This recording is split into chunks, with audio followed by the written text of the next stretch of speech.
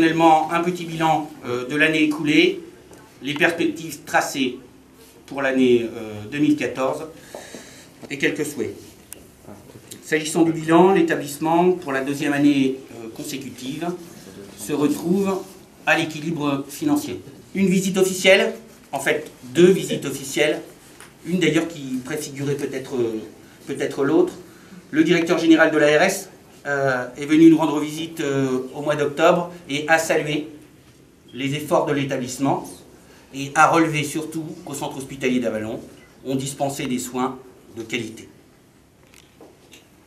Puis, quelques mois plus tard, une visite extraordinaire dans le sens littéral du terme, peu commune, véritablement peu commune, puisque c'est Madame la ministre de la Santé elle-même et des Affaires sociales, Madame Marisol Touraine, qui est venue visiter l'établissement et qui a annoncé l'attribution d'une dotation exceptionnelle en récompense des efforts fournis par chacun d'1 million d'euros et également l'attribution d'un nouvel équipement, appareil d'équipement de matériel lourd, l'IRM, pour l'année 2014. Un programme de pérennisation de l'emploi.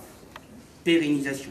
Une quinzaine d'agents vont être titularisés ou vont faire l'objet d'un emploi en CDI.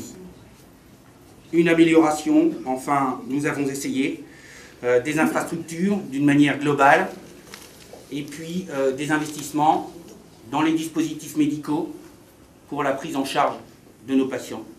Les grands axes de 2014, 3, j'en ai identifié 3. Le développement d'activités cliniques nouvelles nécessaires, le dossier de dialyse, en partenariat toujours avec l'établissement siège au CER et le néphrologue M. Benoît Jonon.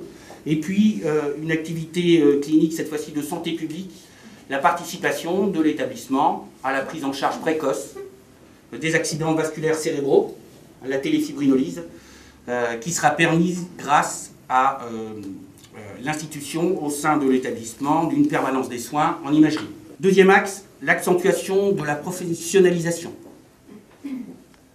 pour une prise en charge de qualité encore améliorée.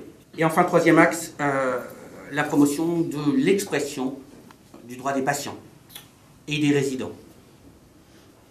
Un axe qui, je pense, doit être amélioré au sein de notre établissement, comme d'une manière générale, il me semble.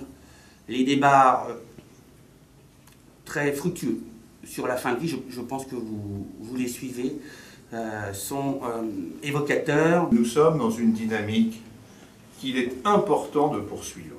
Monsieur le directeur vous l'a dit, il y a des succès qui ont été remportés, mais il y a aussi une tendance qui se confirme et qui se continue en matière de rémunération des actes, et donc qui doit nous conduire à réagir avant de nous trouver à nouveau dans des situations délicates. Et la piste est toute trouvée, il s'agit effectivement de développer notre offre de soins.